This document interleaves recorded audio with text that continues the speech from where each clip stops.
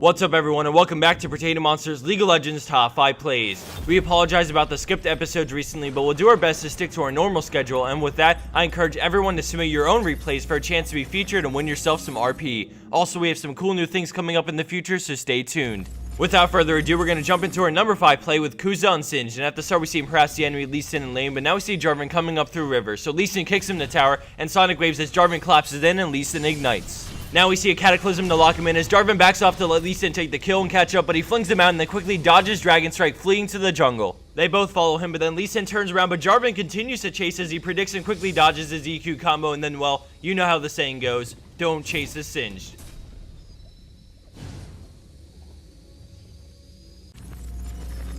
Coming in at our number 4 play, we have Kipso and Lissandra, and right off the bat we see the enemy Zed come in for a gank as she roots Talon and then uses Glacial Path to escape, but they pursue it, both ulting her for massive damage, but she uses Frozen Tome to negate Deathmark and make them back off. Seeing an opening, she cues him with a tower shot and then actually flashes in double ring of frosting and then ice shards into Zhonya's, avoiding Rake as we see Annie with a flash stun, giving Lissandra the double kill after the complete outplay.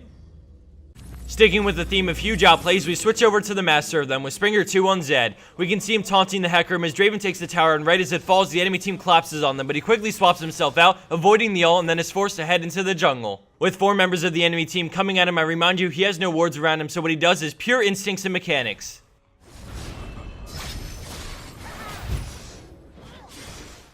After crossing over mid lane, he escapes into the enemy jungle using Living Shadow to get into Dragon Pit and escape, but let's go back during that intense moment and take a look at what happened and what was going through his mind. Renekton dashes in and goes for the stun, but he ulted immediately, turning around to avoid the Fizz and Hecarim he saw earlier, but runs into the Thresh and instantly turns around to dodge the hook with a flash, and then swaps places with the Shadow from his ult into another Living Shadow swap over the wall to predict the play that he knew Thresh would go for.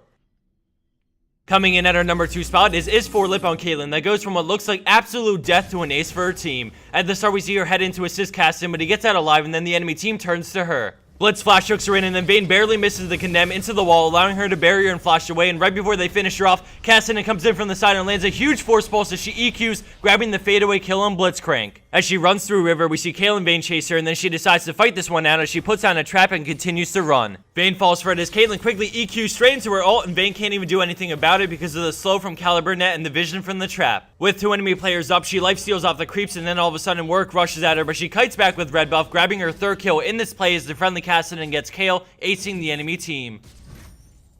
And for our number 1 pro play for this week, we have Tough Jagif on Orianna with a sick positional play. We start things off with the catch on the friendly Draven as she immediately shields him and then moves the ball into the center of everyone for the beautiful shockwave on 3. Afterwards, she tries to move her ball but narrowly misses Graves, and then immediately after, she shields Nunu as he channels Absolute Zero. All of a sudden, Darius gets kicked over, and with no shield up, she decides to Q over, speeding both her and Nunu up into the blind command attack for the kill on Darius. They back off knowing it's a 2v4, and then all of a sudden she moves her ball again, hitting all 3 members with her Q, W, and then E as she grabs a double. The Master Yi then dives in on her, but the shield absorbs Alpha Strike and she grabs a triple. After another QW, she picks up the Amumu for the quad as she pursues the Graves with shields for days, eventually scoring the pentakill and ace for her team after a lost team fight. Perfect positioning over the wall to not only support her teammates, but to also deal nice damage, and then great movements of her ball from different origins, including teammates and from various spots on the ground, earn this play the number 1 spot.